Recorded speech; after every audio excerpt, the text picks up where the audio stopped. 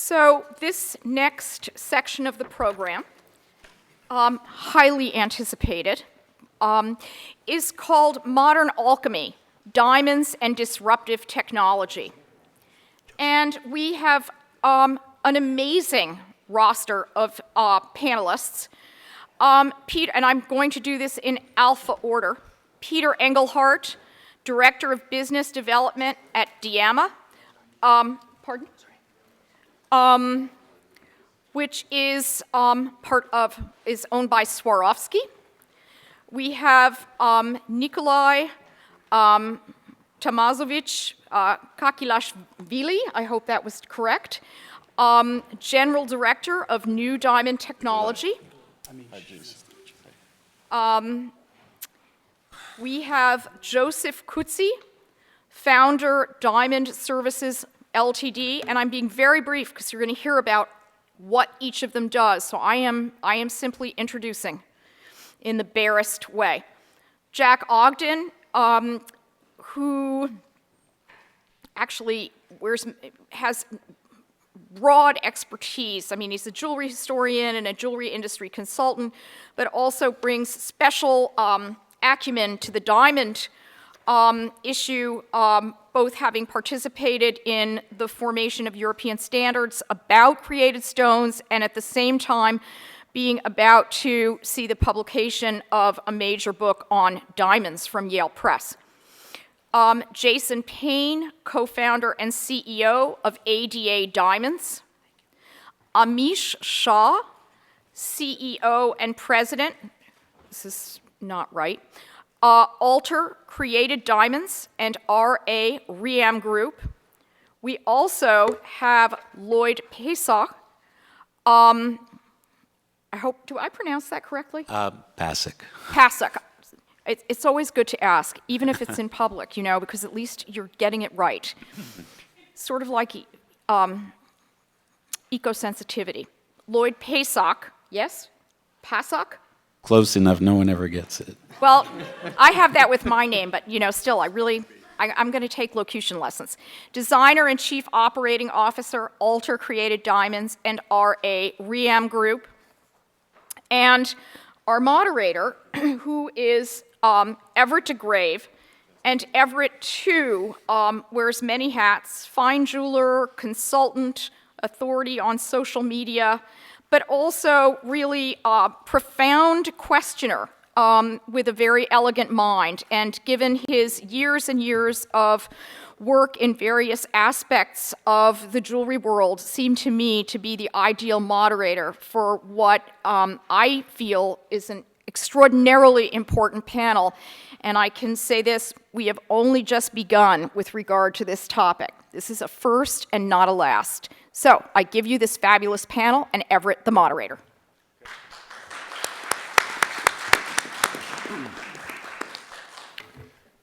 Good afternoon, everybody. Thank you, Lisa, for the introduction and for hosting this event. This is, I think, quite a pioneering adventure that's been in the making. I refer to it as a freight train that's coming down the track. It's unstoppable. So I see that with a serious face, but inside I'm sort of like real joyful about this because I think it's time. I think that the consumer is looking for an experience, and they're constantly are searching for a solution, I think. And within the diamond world and within the jewelry world, and I do a lot of traveling, so I feel that this particular category offers a solution. It's not about what it takes away or what it adds. It's a solution for the consumer, and it's a new experience. So thank you for introducing all of the panel members so I don't have to repeat all of this. So I want to make sure that we spend time interacting with the audience and having questions that relate to the topic. So as you can see, the experience that you see on this panel, to get these people all together, I want to thank every one of you for flying in from Hong Kong, from London, from all different places all over the world, from the West Coast and from Russia. This is really impressive. I don't know if you really understand the essence and the knowledge that's sitting behind this table. I'm a little bit intimidated by this, but I'm really excited about this. So what I'd like to do is start by showing a video that explains sort of one of the technologies of lab-grown diamonds. This video is provided by New Diamond Technology, and I want to thank Nicola for providing that video, and I think it would be very educational to see the video, and then we'll roll into individual questions for each and every panel member. No, we only have the one video. I was only able to show the one, but I've installed into the presentation itself questions about both techniques and both technologies. So I'm going to leave that up to Nikolai to also explain that. Okay? So could we start with the video, please?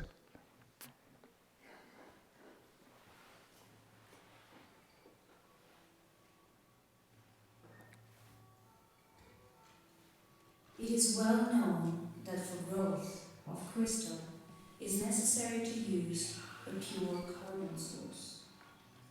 At first, the specialists are studying the structure and the size characteristics of the donor graphite.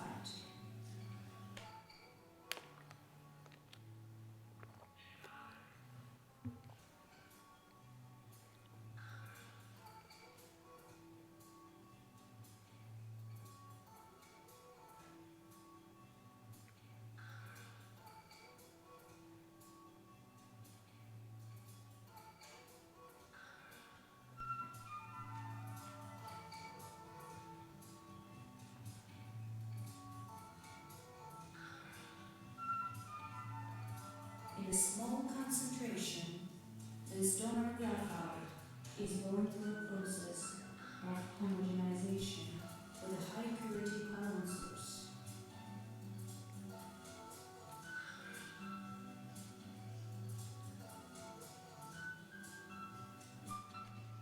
Don't try this at home, by the way.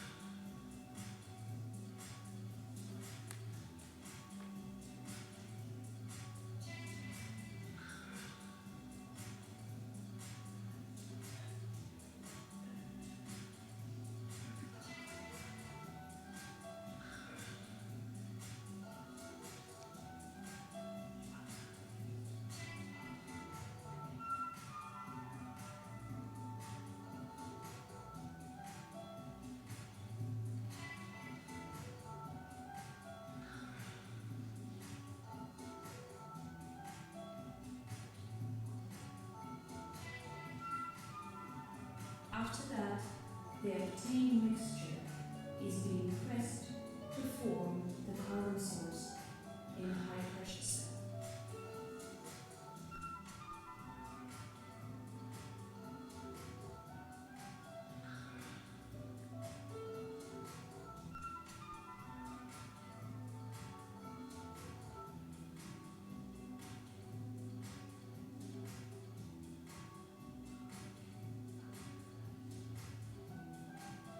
Then, the technologist is putting together the high-pressure chamber, in the center of which there is a pressed carbon source with a donor graphite.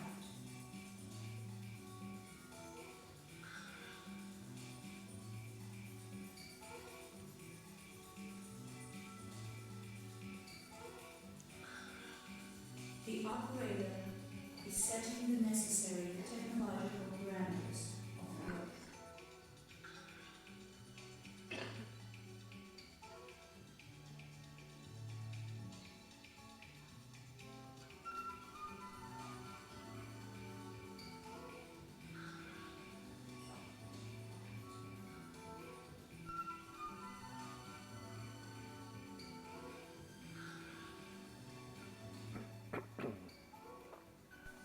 Later, the finished high-pressure cell is placed in the ultra-high pressure cubic press. For hundreds of hours, the process is being controlled automatically. Ultra-high pressure cubic press produces all-around compression of the installed high-pressure cell and generates pressure up to 60 kilobars, and temperature up to 1,600 degrees Celsius, which is 2,912 degrees Fahrenheit. When the process is completed, the cell is ejected out of the cubic press.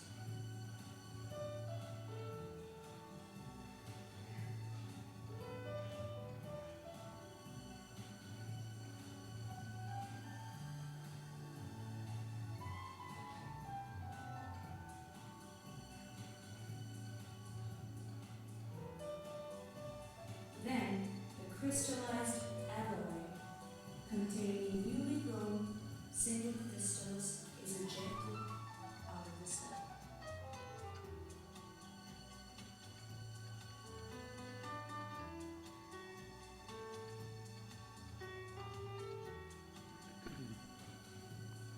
Our company is a complex system and covers many different branches. It divides into two main areas of focus: polished diamonds and high-tech production.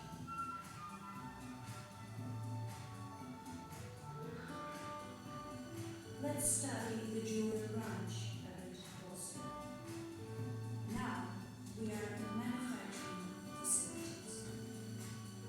This is where we produce polished diamonds of any shape imaginable. The sizes vary from 1 to 7 carats, and cut grade is mostly triple X. The final step of the process is when the gemologists classify and grade the finished product.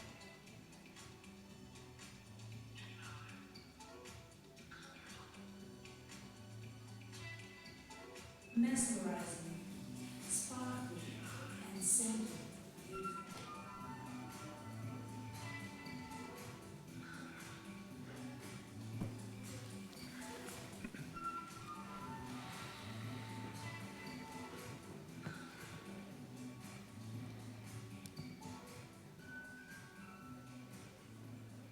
Thank you. Who's actually seen the process itself and understood how this is done? For who is it the first time that you've ever seen this? Yeah. Okay, that's quite a lot of people. Thank you. Would you mind putting up the PowerPoint, please? So basically, what I really like in this whole title that Lisa labored over, I think for many months, and we talked on the phone for hours and hours, is the word disruptive, I love that word. I think that expresses a lot of different things of how the time that we live right now with the elections coming up, it's all disruptive. Everything is disruptive. The consumer, the jewelry business is at a very disruptive stage. Everything is disruptive, so I love that. I think it's an opportunity to do something and make a difference for a lot of different categories. So what I'd like to do is to, within the panel members that you see here, each and every single individual represents a part of what we're going to talk about. So you can see creative diamonds and technology, detection and transparency, design and creativity, and then consumer engagement. So what I'm trying to do, or what we're trying to do, is to capture for you to walk away with what this business is really about, and to give you a glimpse into it. Because this panel, we had drinks last night with some of the members, and we could talk about this for weeks. We could sit in a room, argue, fight, drink, laugh, all of that stuff. It's going to be a free-for-all. I mean, it's just.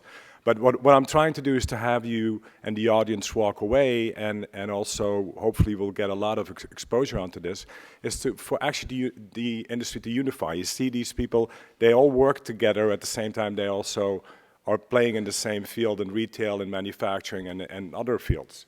So the first question that I want to ask Nicola is, what is really the difference between the CVD growing of the diamonds and the HPHD? Yes, thank you. I want to say that the difference is everything is different. So I put up a slide so that it comes from your PowerPoint, Nicola. Okay, yes. So it shows that, I couldn't use your, because all of these gentlemen provided so much information with me, a stack of paper like this, so I had to weed down and edit, so I apologize for that. So please go ahead. Mainly there are two methods how to grow diamonds. It's HPHT and CVD. But many people are understanding when they're hearing HPHT that it's a natural diamond but treated. This was the problem before we didn't came out to the market.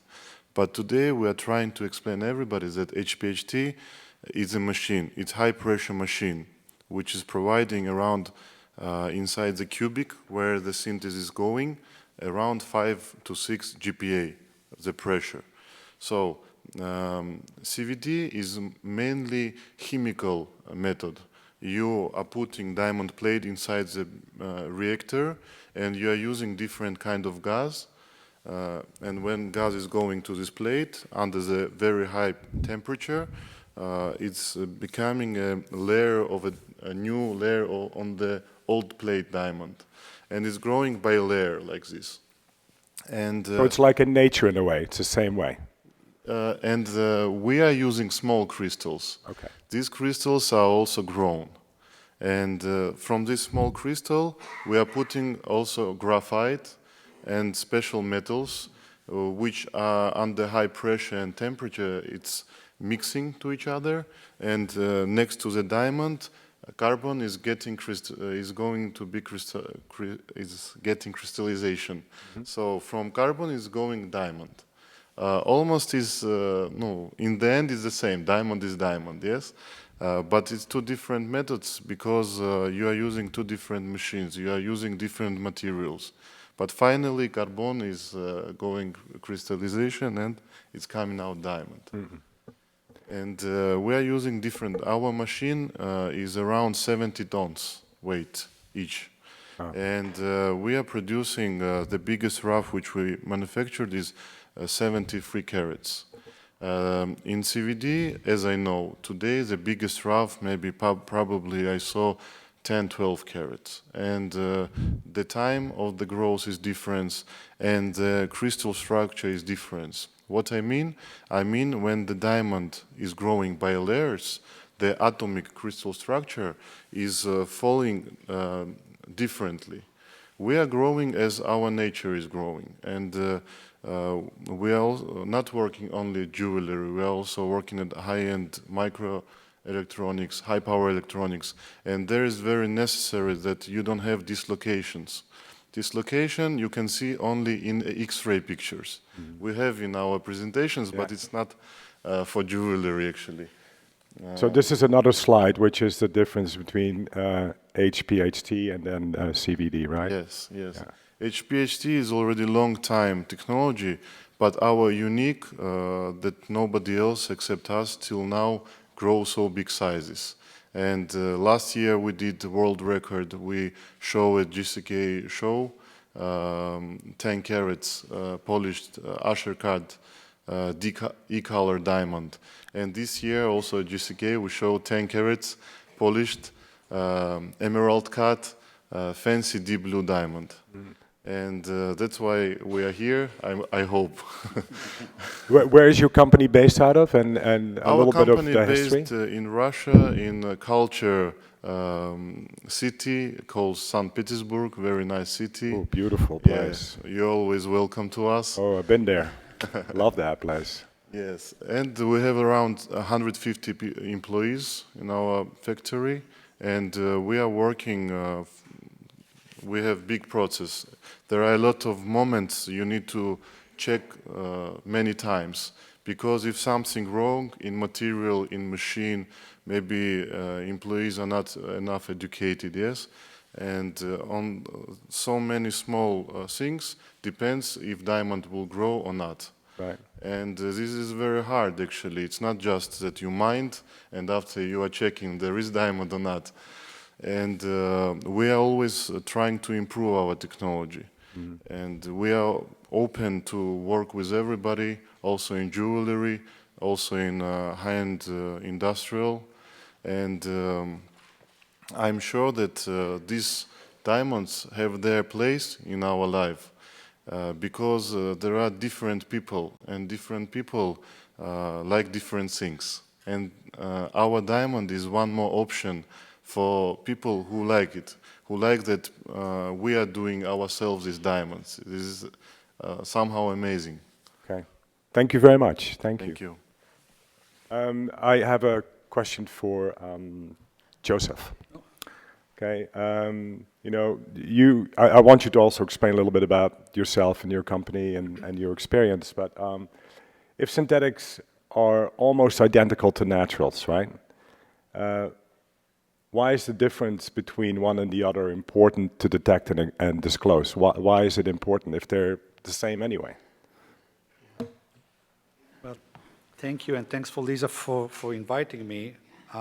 Thank you, Joseph. She called me and I said, does it worth to make all the way from Hong Kong down to here to participate 1 hour in a panel? And the answer was yes. Yes, because if I'm not a producer, I'm not a dealer, I don't own a jewelry shop. If I'm taking the vision from the cockpit, from 30,000 feet about the industry, and I'm looking at the consumer and consumer confidence, if we will not be able to detect, if we will not be able to tell what is what and what they are paying for, then unfortunately, in my opinion, 6 to 12 months, the diamond industry is doomed to go the way the pearl industry go. A few years back, and those of you from the industry who know what the pearl business was like understand what I'm talking about. Mm-hmm. At the end of the day, growing CBD or HPHT for the consumer, it doesn't really matter. It's a diamond. At the end of the day, it's a diamond. It's two different technique. What is important is when Larry Bock from Hoover sent the goods to my partner, Diamond Services US, to test, he can genuinely come to his customer and said, what I'm selling you is natural diamond. Mm-hmm. Earlier in the year, all the producers, De Beers, Alrosa, Rio Tinto, they went to what is called millennials here in the US and made the research because they wanted answer to two questions. First of all, whether they should continue, everybody know the famous song and the famous movie of "With Diamond is Forever." And secondly, is there, what's the difference in their view about grown diamond and natural diamond? Well, the answer for the first one was easy. For the millennials, forever is the time between iPhone 6 and iPhone 7. So it's no big, so over there they have to change it. But yes, it was very strong results with more than 80% come up and say, we want to know what we are buying. Even if it is grown, whether it is natural, we want to know what we are buying. Because at the end of the day, when a woman is going and buy Louis Vuitton bag, and she's paying a Louis Vuitton bag, she wants to know she got a Louis Vuitton bag and not a $1 Louis Vuitton from Shenzhen. Mm-hmm. And there is no difference. Where the price difference is 40, 50% between natural and lab-grown, you really want to know what you are paying for. And the problem today is when there is a window for a theft, the theft will always come, unfortunately. And I think it is important for the producer of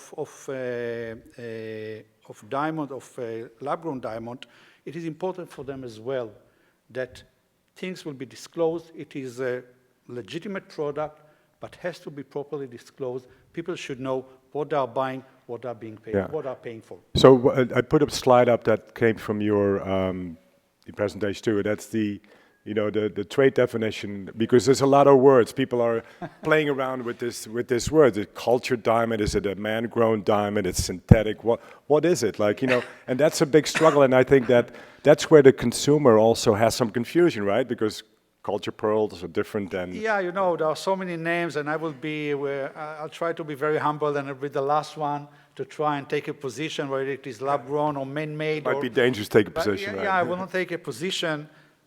One thing is we are going back to the Greek time about the definition of what is synthetic. And synthetic is everything which is not natural, as simple as that. So again, I'm not taking a position. anything is good, everything is good as long as properly disclosed. Right. Right. Thank you so much. Thank you. So for Jack. Hey, Jack.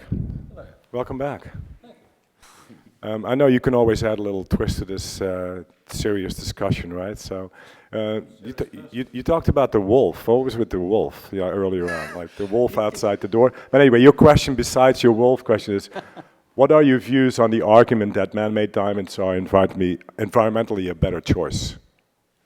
And then the wolf comes into play after Well, that. say with the wolf first, because we might as well go in historical terms. When the story goes, I mean, as you've seen in the sort of initial video, diamonds are carbon. That's all they are. They're pure carbon that grow in a crystalline form that we have nice on our fingers. They glitter and everything else when they're cut. Diamonds are carbon, which you can either dig out of the ground after they've been maturing for millions of years, or you can bake them in a factory. When the first production of synthetic diamonds, which was done by General Electric in the US in the 1950s, the story is that the first source carbon material they used for synthetic diamond was a peanut butter sandwich. No one's actually proved that's true, but that's what the folklore is, because that's carbon, essentially. It works. So the first synthetic diamond was a peanut butter sandwich, which shows, I suppose, what the Americans were having for lunch in the 50s. When this was first announced as synthesized diamond, there was an article in one of the gemological magazines, and the title was, "The Wolf is at the Door." In other words, the jewelry industry was about to come under this huge threat. And the threat was going to be that synthetic diamonds were going to come in, swamp the market, real diamonds, natural diamonds would be pushed out, because, this Gresham's law, the bad pushes out the good, and so on. But now it's become a reality. There are synthetic, that is, man-made diamonds and natural diamonds. They're the same, chemically, physically, they're the same thing. Just one has grown in the ground for billions of years, the other's been made in a few hundred hours. Now they're a reality. The question is, well, there are two questions, really, I suppose. One is, what do consumers think about it? What are their feelings? And the other one is this going to be the end of the jewelry industry as we know it? What do we do about it? And when it comes to the industry itself, the industry is divided. We have people who are making synthetic diamonds and selling synthetic diamonds, and it's a good business. It's not illegal to do it. It's a fine business. Despite what some traditional jewelers have tried to do, it's a legitimate business, synthetic diamonds. But there's this worry that if the consumer doesn't know what they're going to buy, they buy something and maybe it's real, maybe it's not, there's going to be problems. So the first thing is to make sure that people can detect the differences, to find out. So they can send it to a laboratory, and it has to be economic tests, because it's not all diamonds are sort of Elizabeth Taylor size. Even the small diamonds, there has to be a way to test them, to know what they are. And the other thing is, how do you market the difference to consumers, particularly the millennials? And one thing that's come out of this in recent years is this idea that somehow man-made diamonds are more ethically and environmentally friendly. And this is a good marketing thing for synthetic diamonds, because they are produced by man, not by digging a hole the size of Manhattan into the middle of South Africa. So in environmental grounds, I think you can say that I don't think anyone's ever worked out the carbon footprint of a carbon diamond, but it's pretty hefty. I mean, you've got a small diamond coming out of millions of tons of earth and these trucks the size of buildings going around. So that the environmentally, I suppose, diamonds, like almost any other industrial material that we exploit from the earth, are problematic. But I think to say, therefore, natural diamonds are bad, synthetic diamonds are good in environmental, ethical terms, is a very dangerous line to go down. It's convenient, and it's a good marketing ploy. But I think the problem is that when you look at diamond mining, you see the movies on TV and all this sort of stuff. These huge, great trucks, these huge, great holes in the ground. But the reality is that in terms of sheer numbers, there are probably more small-scale diamond miners, relatively poor people scrabbling around in the rivers of various parts of the world, the less developed, finding diamonds in the riverbeds, earning a living from this. And if you somehow say all natural diamonds are bad for ethically, you're actually putting millions of people out of work. Yeah. And I think the question is not natural, real, from the sort of environmental and ethical point of view. I think it's a case of the environmental side you should be aware of for the big industrial companies. There's then what I call, some people don't like the term, but I think the sort of small-scale miners, what I call the sort of free-range miners, if you like, producing diamonds for the market.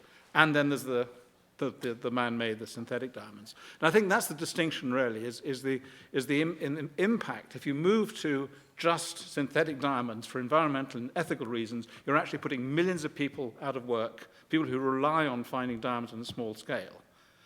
Now, the Blood Diamond film made people think about the sort of the ethical side of diamond mining in a big way. And you had there were horrible problems. There really, I mean, in many ways, in terms of the violence, the movie really downplayed the reality of what was going on in parts of Africa. It was absolutely horrific what was happening.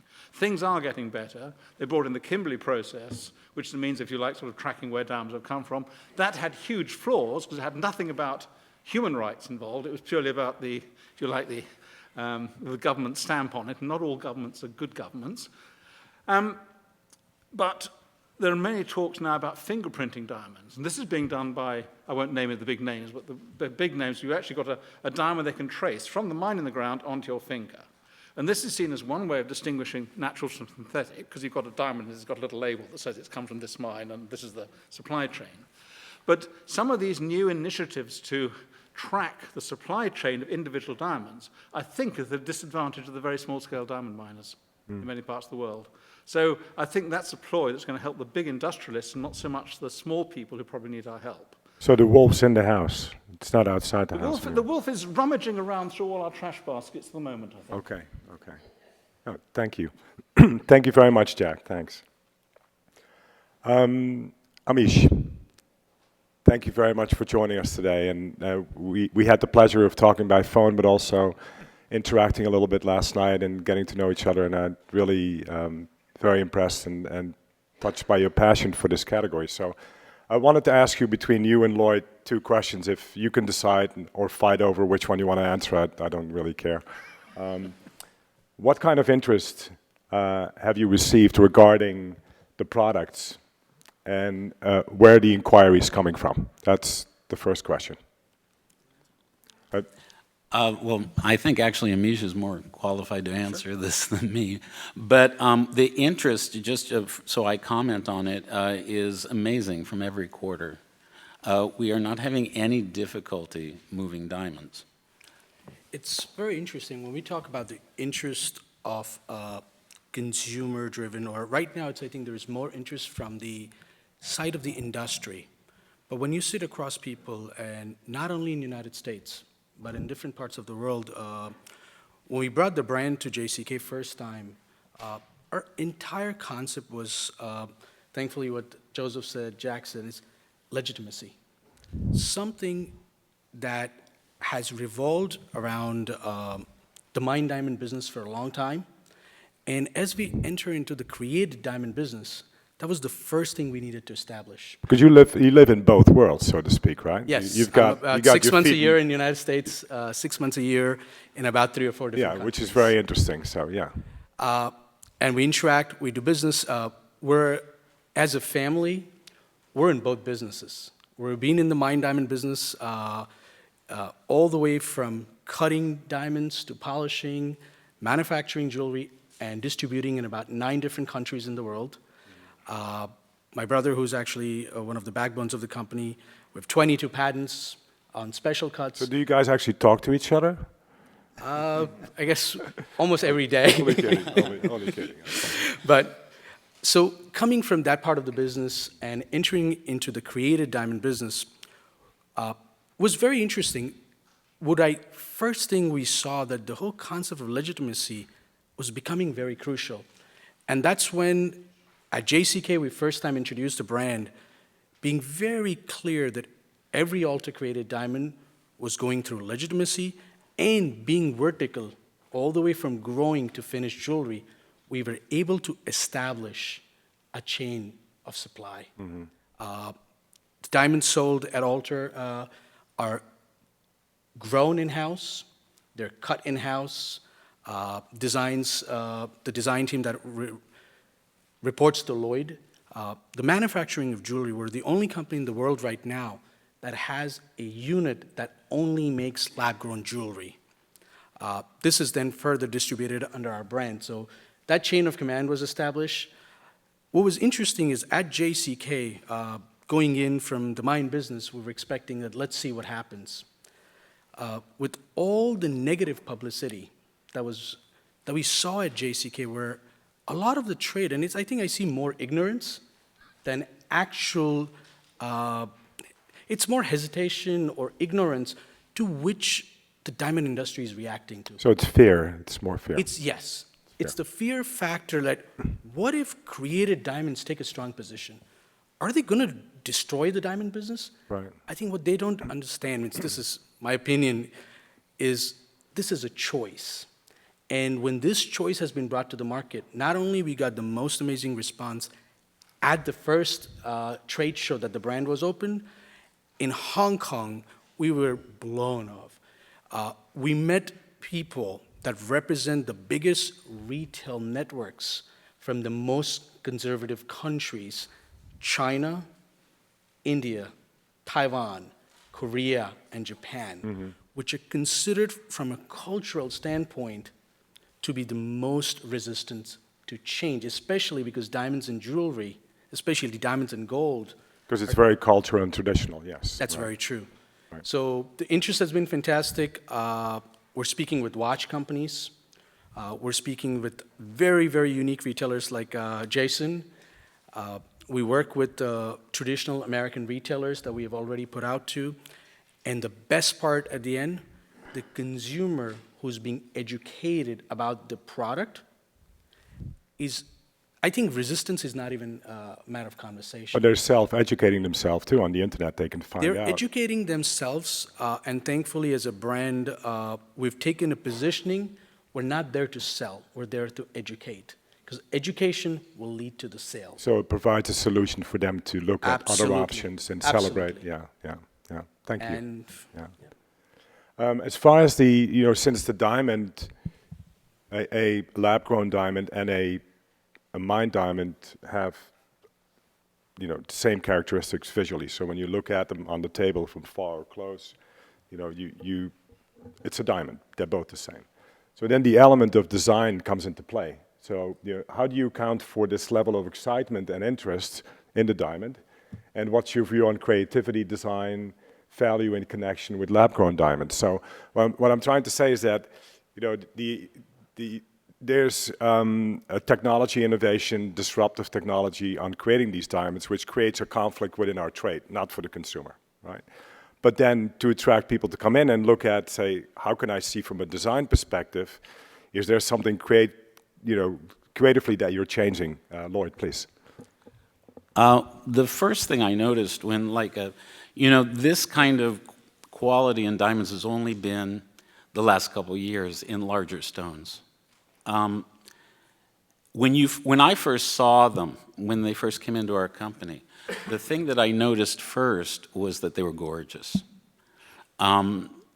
It is easy for us now to make large pieces out of matched large diamonds. And in fact, even to grow the diamonds to order for a specific piece. Now, that's a huge game changer in that if we were trying to do the same thing with goods out of the ground, what would happen is there would be a lot of matching and there would be much more expense also to create the piece initially.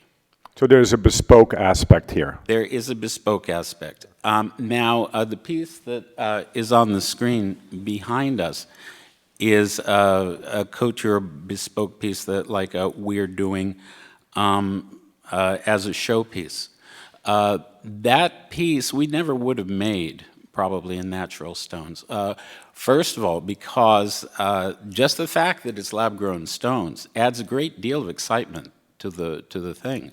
It makes it actually more unique than at this point in time than a large necklace made out of natural stones.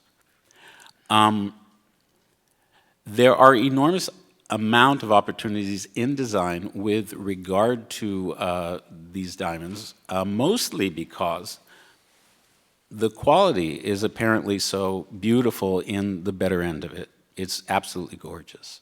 And that means that we can give pieces which have SI, VS, high color to, we can sell them to consumers that could never have afforded them before. And this is terribly important because they're beautiful. And the most important thing about this for a designer is that these things are beautiful and we can match them up really easily. Okay, thank you. Next question, Peter. Welcome to New York and coming all the way from the north end of the country, you know, driving down. Thank you very much. Peter works with the Diama brand that's part of Swarovski. So why did Swarovski, you know, decide to enter this? And you know, it's interesting because you know, my mom, who's 88, she, you know, as a little child, she's been buying Swarovski. Like, she has Swarovski chassis all over the place, ashtrays, you know, candy bowls, you know, chandeliers, you name it. And I think that, you know, I'm going to see her in a couple of months, and I'm going to talk to her about this because I want to get her opinion. I think she would be fearless, you know, to engage into this. So, as Swarovski is like, you know, a vertically integrated company with a rich history and a lot of innovation in the past, you know, why did you decide to enter this?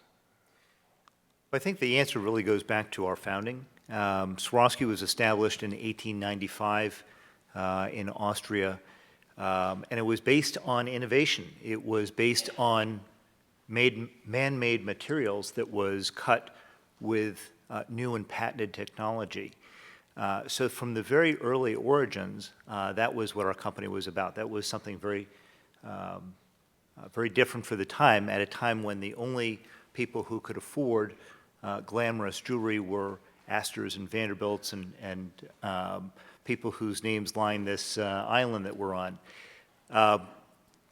Daniel Swarovski, our founder's vision was to ultimately was to democratize jewelry and glamour for women around the world. And so I think that he would be very proud today that, that the fifth generation of his family, which still, the family still owns the company. It's the fifth generation, 5 cousins that, that run our global organization today. And Dan Cohen, who is one of the executive board members, who is not able to be here today, he and I spoke last week about this very question. And you know, I guess one of the things that impresses me about this is that for companies that are as old as Swarovski, and I've worked for some companies that are even older, they tend to be very protective and really herald these great traditions, and Swarovski is no different in that regard. But I think that what makes Swarovski a very exciting and very different company, and why we've grown from being this small concept in Wattens, Austria, 121 years ago, and today we're over 30,000 employees in 172 countries, is this concept of taking that heritage, taking a tradition, a family tradition of innovation, and the cousins today look at this as really being a springboard. It's something exciting that now they want to take and bring this innovation to a whole new level. And the idea of lab-created diamonds is something that the family has been looking at for the last 12 years with real excitement. And there's been a great deal of research that they've commissioned, looking at what the technology is today, and at each of these every few years, but also as important looking at consumer sentiment. And I've heard it said on this panel and the one before about the importance of where the consumer really falls into that. We've not necessarily entered into this in a environmental sustainability standpoint. Right. We see that as being a nice side benefit to it, but really as being an innovative product that is man-made and is something that, that we can take and put the Swarovski signature on it. So this morning when Eileen Fisher was talking, you know, she was saying something that really intrigued me a lot, and she said it's all about the design. You know, it's all about whether you like it or don't like it. And then everything comes after, right? Right. So you see that car standing there and you say, wow, I like that car, but there's no steering wheel in it, no chairs, but you like the car, right? So how important do you think design is in the process, that how far you've come along this way? They've been doing this for 12 years now. You launched, there's a piece, you know, that I put up there. That's one of the rings that you guys made. So how important is design? And in comparison to how important is, you know, that it's a lab-grown diamond? Right. And I'm glad you asked that question, because for us, and perhaps what might be somewhat different from others on the panel, and I say this as a point of contrast, not of judgment, but we're actually not in the business of selling lab-grown diamonds. We're in the business of selling design and beautiful jewelry. And we didn't really know how the consumers were going to interpret that, but Swarovski, one of our key strengths is we have tremendous access to global design. In all of the different products that we make, that we are part of making. And we've been able to really bring on some terrific talent that was charged with creating something that would be different. The diamond was to be the hero of the design, first and foremost. So our product does not have anything that is a pure pave design. So no melee, no small, There's no melee, there's no small. The focus was to be on the diamond, so the metal was to be very minimal, but it was to be strong. So when you look at our designs, most of our designs have a central theme of this knife edge to them. And that knife edge gives it the structural integrity, but it also doesn't diminish from the appearance of the stone. And you'll see from the picture behind me, that knife edge is even incorporated into the prongs.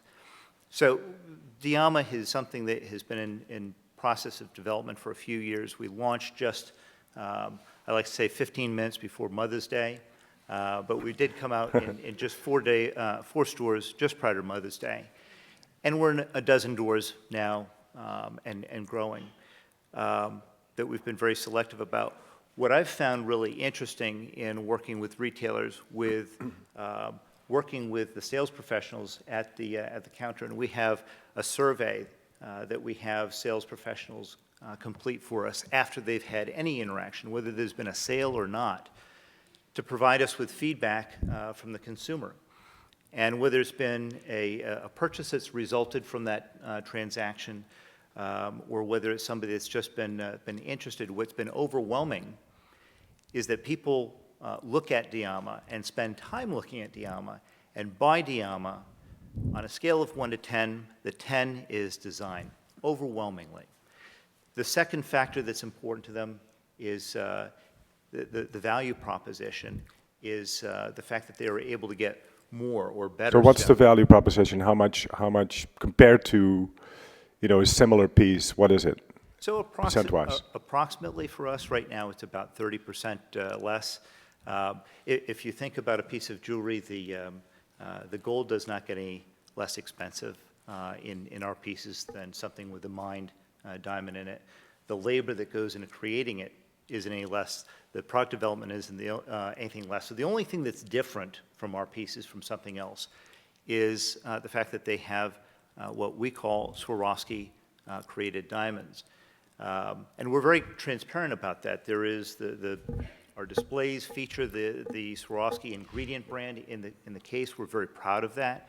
So we're not trying to pass this off as anything other than what it is. And what we feel it is it's an exciting new option for people. Right. Because of costs of various different materials, we've seen over the years, over the last 20 years, a real homogeneous look in a lot of jewelry that does not feature the diamond as being the hero. And we think that we've got a different look, right, different design aesthetic, and the fact that there's a value proposition to this is positive.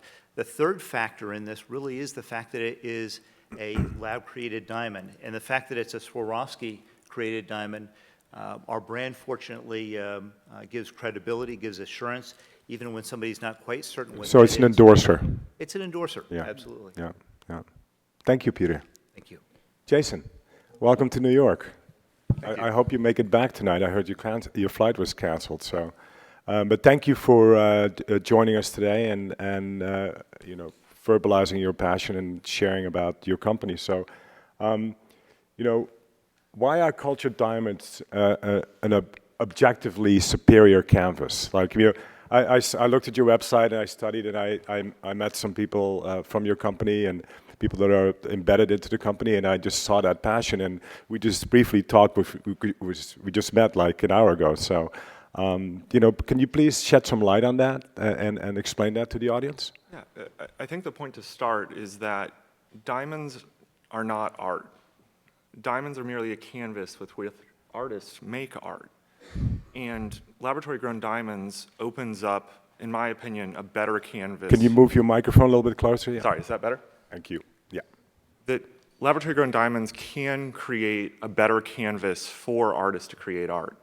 And what I mean by that is that the diamonds that come out of a laboratory are, both from a literal standpoint and a figurative standpoint, I'll argue the most pure diamonds on Earth. 100% of the diamonds that we sell, of colorless diamonds that we sell, are rated at the absolute highest purity level, whereas less than 2% of diamonds that come out of the Earth achieve that same purity level. And as Lloyd said, he's been working with diamonds for his entire life, and these are the best, brightest diamonds that he's had the pleasure of working with. The other thing that laboratory diamonds open is fancy colored diamonds. And Nikolai could give you 1,000 carats of 5mm fancy intense blue diamonds at a reasonable price point to create gorgeous works of art. That would, Graph couldn't deliver that same product to you. And so we've done work with pink diamonds, yellow diamonds, blue diamonds. I've done some amazing work with gray diamonds, which I've never seen natural gray diamonds of this quality before. And so when you talk about making meaningful jewelry for people, laboratory-grown diamonds open so many doors and so many opportunities. The other thing laboratory-grown diamonds open, and as we saw in the video earlier, is the ability to make diamonds from meaningful materials supplied by the customers. So that video that you saw of the diamonds being created, that's actually grown out of leather and wood that I collected from the Rolls-Royce factory in Goodwood. I actually have some of those diamonds with me. I'm happy to show them to anyone who's interested after the presentation. But quite literally 6 months ago, that was leather and wood. And so at the end of the day, people buy jewelry to celebrate life's biggest moments. It's an engagement, it's an anniversary, it's a birth, it's a holiday. It's about happiness. It's happiness. The jewelry industry is selling happiness. And when I can make a diamond, when I can make someone's wedding band out of the bouquet of flowers and a champagne cork and a piece of the wedding cake and a piece of the veil, and deliver a wedding band to someone that has true meaning to them, or their PhD thesis, or baby shoes, or baby teeth, and that's what we can grow diamonds out of, I believe that is the most meaningful jewelry in the world. Thank you so much for sharing that. It's fascinating. Lisa, how are we on time? Because I'm really bad on managing time here. How much do we have? 50 minutes. So I think that I'm looking in the audience. Do you want to say something else, Jack? I just wonder if I could just try to ask the audience something. Oh, okay. Go right ahead. Because I think a lot of what we're talking about with man-made diamonds is because it's a relatively new thing. It's sort of unusual. It scares the heebie-jeebies, I'll use that rather than other words, scares the heebie-jeebies out of the traditional jewelry industry, who see it as a huge threat. But it's really all about what's traditionally been done. So the question to the audience is, how many of you in the audience, let's say, own a piece of silver jewelry? I'm talking about real silver, natural silver, not imitation silver, natural silver jewelry. Great. Now, your silver jewelry has been made from silver. That silver has been extracted from a mineral of some sort, maybe from old photographic plates, anything that silver's in these days. It's alloyed with copper that's been extracted from other minerals out of the ground. So your silver has had these various sources of different elements that have been put together and all sorts of mean, nasty, horrible things have been done to the silver. It's been cast, and you've ended up with a natural piece of silver jewelry, right? You can have it hallmarked to say it's natural. I do the same thing. I extract carbon from various things. Peanut butter sandwich, a bit of leather from graphite. I do all sorts of mean, horrible, nasty things to it, heat and pressure, and I end up with a diamond. Oh my God, that's synthetic, it's man-made. Why isn't your silver jewelry classed as synthetic if we were judging it by the same standards? Good point. So it's just tradition. They've been doing it to silver for 5,000 years, therefore it's all right. Yeah. Thank you. Any questions? Everett, if I may just yeah. add one sentence. Okay. I think my life is easy on this panel because everybody... That's why you're sitting in the middle almost. Yeah, because so. everybody agree about the disclosure and everything. Yeah. Unfortunately, that's not the real life. The real life, on a daily basis, whether it is with my partner here at Diamond Services USA, whether it is in Hong Kong, whether it is in Israel, on a daily basis, we see mixture, undisclosed, lab-grown synthetic diamonds together with natural. You mean mixed in parcels and sold mixed? Right. Yeah.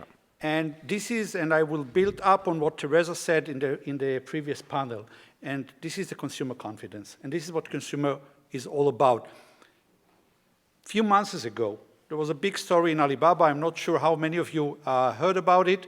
There was a guy who took lab-grown synthetic diamond. He borrowed from few people. Any diamond dealer would have a box of unused GIA certificate on the floor. So he took the certificate and repolished the lab-grown into the measurement of the certificate. And on Alibaba, it was man-made diamond with natural GIA certificate. This has ruined the industry. Right. And this is our problem. Right. Here, I don't have a problem in this panel, but the problem is in the real life. Yeah. Thank you, Joseph. Thank you. Teresa. So as we all know, we're selling emotion in this industry, and what you were telling me about how you are creating diamonds from leather or wood. Are you directing the question to one specific person? Yes, and I can't Jason? read your name. Yeah, the last gentleman who spoke. So one of the most rewarding things I've ever done as a platinum caster is to cast human ashes into the platinum, and it worked wonderfully. Can you do that with diamonds as well? Yes, anything that has carbon. And so what we say is we're able to celebrate life's biggest moments or life itself. Yeah, that's something that's irreplaceable then, and I think that's of great value. Great question. Thank you, Teresa. Nice to see you, by the way. I find Can you please state your name? My name's Robin Ziegelbaum. I design jewelry. I'm a photographer too. Okay. And it's like leaving film and going to digital. It's like in 25 or 30 years, it probably won't be a question. But I think that natural diamonds are iconic. And I think that the stone is iconic, although I think there's a beauty to anything that's beautiful and glitters and is shiny. I think that Swarovski, I love Swarovski, but they're not in gemstones, so it's not a big change. My question, Jack, how long would it take you I think Swarovski is in gemstones. I want to correct you on that. Maybe they are, I'm sorry, but I'm... We actually produce 2.5 billion stones a year in our gemstone business. I apologize. Genuine stones, right. How long does it take to determine if it's a mined stone versus a man-made stone? And my other question to Nikolai is, are all your stones D, or can you make something that has flaws in it? Of course, why would you, but do you? And those are my two questions. Thank you. I mean, I can't. Joseph can tell you about the technology, but the big problem in telling one from the other is the people who are prepared to admit ignorance. I was telling a story to some of these guys earlier where I went to a very large name diamond company, not a million miles, 10 blocks or so up from here, and a well-known name you'd all know, and I was shown around and they had a guy sorting melee, that's little stones. He was going through this wheelbarrow load of little melee with his tongs, sorting them, and I said to him, what are you doing about synthetics? He said, I've been doing this for 40 years, I can spot them. And I'm not joking, that's what he said. And so the problem is that the equipment is coming, it's developing all the time, and Joseph can tell you how it does it. It's for people to use it, and it has to be economic, because a stone that, small stones are not that expensive, diamonds, and to make the test economic, and all they can do really is do batch testing, where you send in 1,000 stones, they test a significant number, whatever, there's a formula that sort of statistically means you're all right, but it's not 100%. So it's really the economics and the technology. Joseph can tell you about the technology, rather than me. Nicola? You want to answer? I'll just say one thing. It's an old notion that synthetic diamonds are all DF, VVS. Today you get lab-grown synthetic diamonds, D2M, VVS to I1, everything. And do you control that, or is that because it's you don't know, it's just like the way it happens? Well, that's Nicola will be better to answer. Yeah, I would like to say that we are mainly producing DEF colors and fancy blue stones. Why? Because today is unique. Not everybody can do this, especially in big sizes. That's why we are doing. We want to take our part of the market, and we are proud that we can do this, because till now nobody is trying to make the same. Maybe they don't have technology, or maybe they think that it's not a good idea. But believe me, we have a lot of buyers, and it's really working. And I'm sure that for DEF colors, this is the future, because every year, every companies, they are improving their technology. And of course, D-color is more beautiful than GOH. Everybody knows it. And also, we are working to make fancy colors. And this everything you can control. But how I said before, it's very hard to do, especially in color stones, because you need to dope different things. For example, to make blue stones, you need to dope in synthase boron, like naturals. And if you are doping too much, it's coming too dark. If you are doping too less, it's coming too light. And sometimes there is average which you can't control. For example, you are getting one synthase different stones. It can be deep blue or fancy blue or light blue. And on this we are working now, and I'm sure that we will try to improve, to make it better and better. But now the average of the synthase, what we are doing, we have in one synthase we can grow many stones. For example, 6 stones. And this 6 stones average is difference. From these 6 stones we can get SI, VS, VVS, and even IF stones with good profit. I mean that 30% profit from rough. You mean yield? Yes, yield. Yes. Okay. Sorry, I'm translating from. No, that's okay. Profit means, has different meanings in different cultures. So yes, yeah, but yield, yeah. Yes, and actually, I wanted to add about artificials that Jason is doing is very good idea. It's very nice that this kind of persons are doing favor for people and trying to make something special for memory, for history. It's so cool. And the technologies today are coming like this that you even don't need to make inscription, laser inscription like certification centers are doing. Soon you could make a picture or you could make a photo, what you will want, you can put inside the diamond. Today this technology is not so strong enough, but I'm sure that soon all certification centers will do this. Also, I would like to say about tricks, what people are doing. Some not nice sellers, they are trying to use grown diamonds or treated diamonds as natural. We don't like this that people are doing, and we are in the first line who are certificating all the stones what we have, and there it's written that it's lab-grown diamond. We like it, we're proud of it, and we're sure that we have people who understand it. And I want to say about the tricks that not only now it came that lab-growns became on the market and people start doing tricks. There are tricks in emeralds, in ruby, in all kind of stones, not only in diamonds. I just wanted to say that not everybody should pay attention so much. Oh, lab-grown diamonds, it's very dangerous. Now it's new, and people need time to take the understanding of this material. So, Nicola, are you policing your customers in a way? Are you validating them? And because I could go fly to St. Petersburg and say I want to place an order. I'll wait 400 hours later and I get my goods and I go out. What are you doing to control this? Easy. First of all, I know personally all clients to whom I'm selling. It's not easy. It's not easy to fly every 2 weeks to States, to Hong Kong, or to Europe, or somewhere But I need to do this. Why? Because we lab growers have long time, long distance to get a part in a big game in jewelry. And this is just a beginning. This market is very small. But I'm sure to grow this market and to show people that it's cool, it's nice, and it's you can't see the difference. It takes time, it takes investments, and we need to spend a lot of energy to explain and to show to our consumers this. Did that answer your question, by the way? Or? I still am not sure. How long does it take to authenticate one from the other? I totally admire your Joseph? whole model, and I think Jason's idea, I think it's fantastic. And my mother-in-law for 60 years wore an Alexandrite. She was from Latvia, Riga.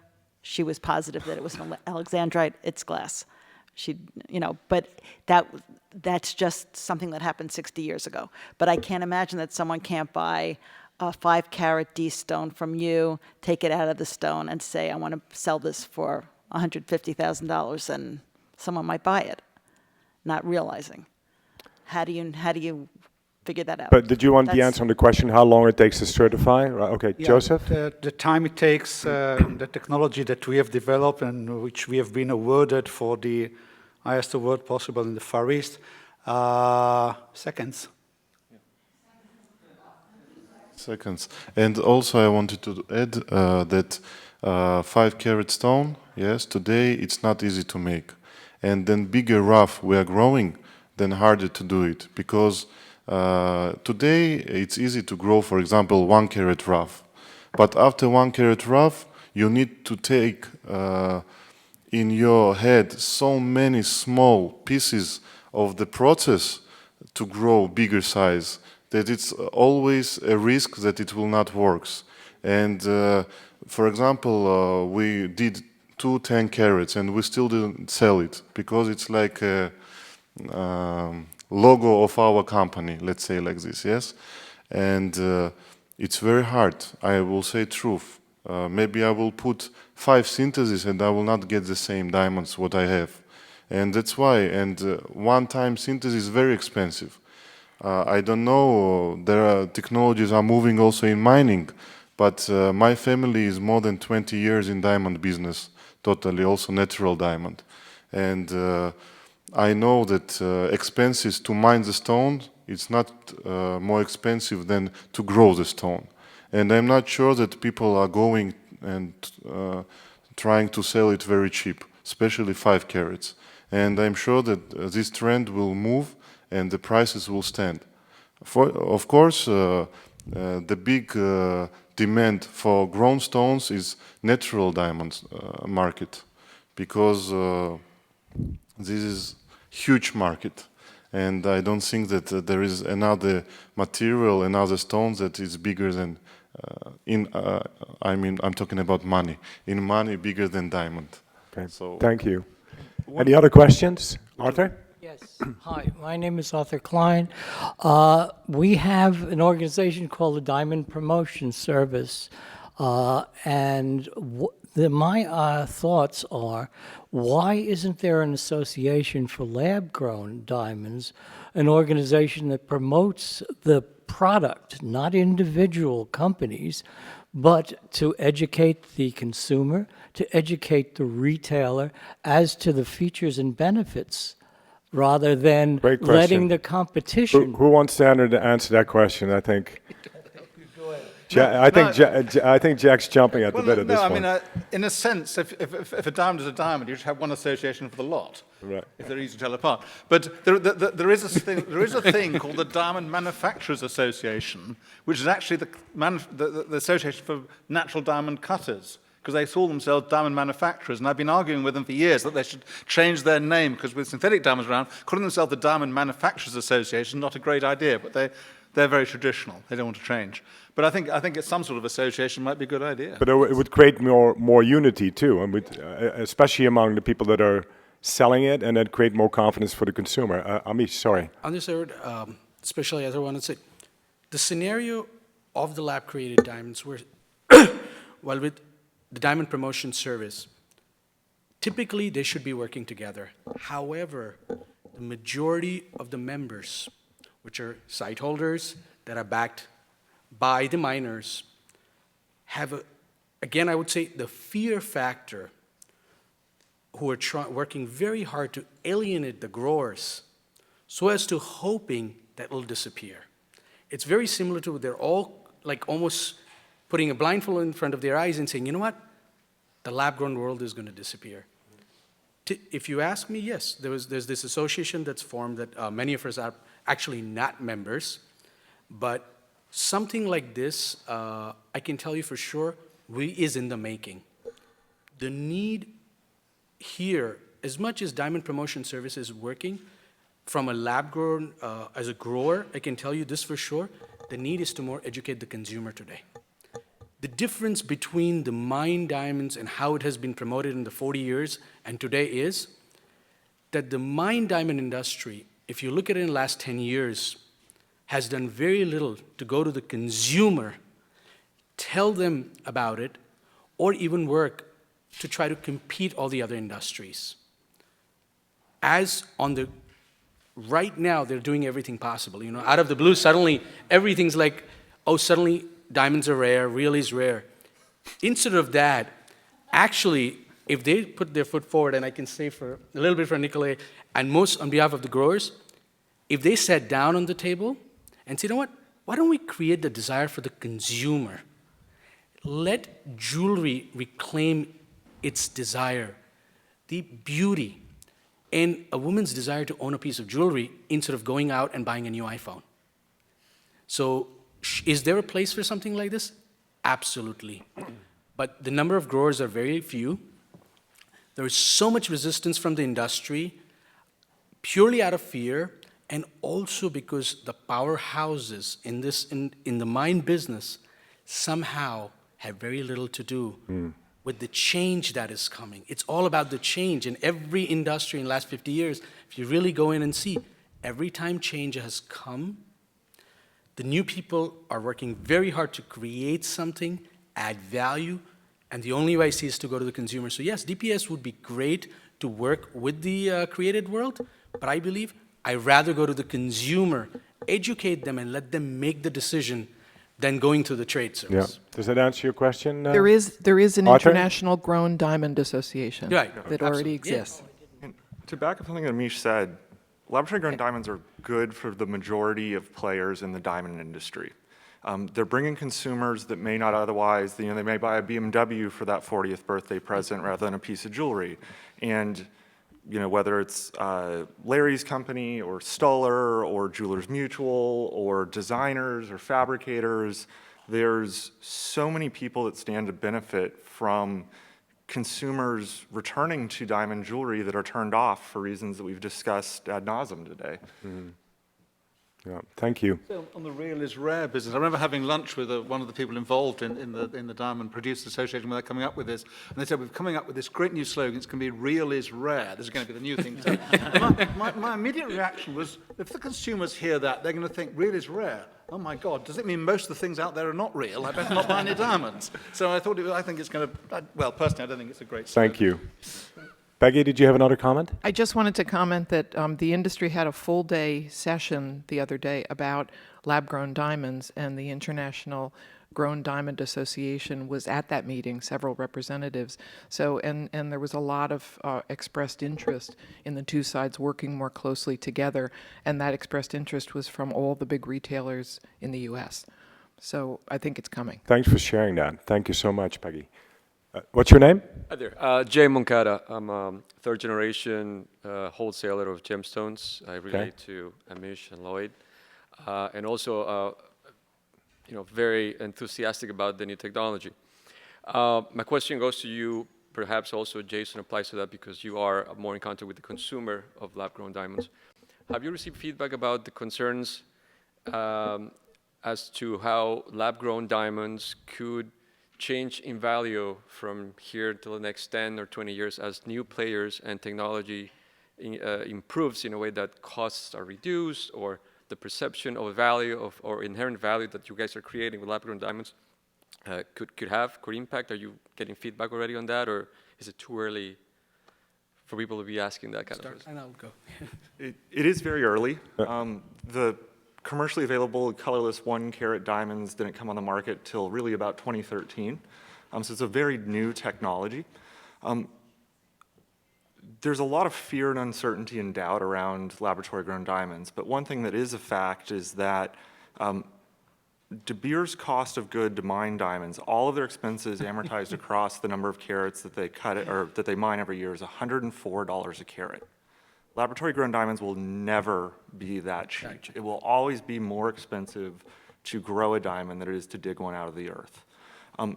With respect to cost, I actually believe the far bigger threat to the price of diamonds is the passing of the current generation that owns diamonds. It really wasn't until the 1950s that you saw a big consumption of diamonds around the world. I've seen estimates that 500 million carats of diamonds are owned by baby boomers in the United States alone. And it's, you know, if they're passing over the next 2 or 3 decades, you're talking about 20 million carats a year of diamonds being inherited. That's orders of magnitude more than diamonds that are being grown today. And so to me, that is the far bigger threat to the price of diamond gemstones than the creation of diamonds. Yeah. I just say Martin Rappaport calls North America the largest diamond mine in the world. Also, one of the important things, I think partially what I feel the diamond industry forgot is the value of any product is what you create out of it is. Do we buy a leather bag and ask how much is the leather? Or anything, yes, there's leather bags, synthetic leather, and natural leather. But what's the value of the product is what the brand builds it to be. But we talked about that last night. Yeah, you know? it's the aspiration of the consumer to own that beautiful bag. What has happened with the diamond industry in all these years is we've gone so much about how much is the cost of the raw material, forgetting the designers, like what Lloyd's doing, what Jason's doing, is what value are we creating out of it? And everything's about the components. We've forgotten the beauty. The beauty. And especially the value of the moment. Think about what is more valuable, how much you paid for it, or what moment it created in your life, what it resembles. And if that value is brought back into the consumer's mind, the change of technology, what it'll cost 5 years, 10 years from now, will be so less relevant than it is today. Also, this question is purely coming up because of the mine diamond business. And what we have created means I'd say, there's so much other jewelry. Think about it, jewelry that doesn't actually have diamonds. Do you go to a store and say, oh, this one's cubic zircon? Oh, well, in that case, I shouldn't be paying so much of it. It doesn't have gold. No, it's that beauty. Same thing like clothing or any industry. So you're saying the language has to change. The language, the interaction, the language, the education. Has to change. You know, it's funny because we were talking a little bit last night, and I have a friend of mine in the audience here, Arthur Birnbaum. We worked at Harry Winston together, and we were not allowed to use TIA terminology. And this is 1989, 1990, around that time. We did use it internally, verbally, because we had to communicate with the outside world. But it was about a certain grading system and a certain beauty, and I think that needs to be brought back. Companies are trying to do it, and I think the consumer is ready. I mean, everybody's looking for an experience, not a technical experience. They're looking for a beauty experience, a once-in-a-lifetime experience that Jason's offering, or that even a brand like Harry Winston's offering, or Tiffany. That's what the consumer is looking for. But we do have to wrap it up because I think we're close to the end, right, Lisa? So, Nikolai? Actually, I just wanted to add one small thing, because there was a question before about mine diamonds being iconic. I think we can look at lab-grown diamonds as being iconic of the maturation of technology to the point where it isn't destructive. And that might be a really important angle for literally, diamonds could be the poster child for sustainable technology because they're the hardest thing on earth and they're very hard to make. Right, right. So, Nikolai, thank you. Lloyd, thank you very much. Amish, Jason, Joseph, Peter, and Jack. How can I forget Jack? I don't know, I'm just drawing a blank. I must be getting tired. Lisa, also thank you. Thank you, everybody.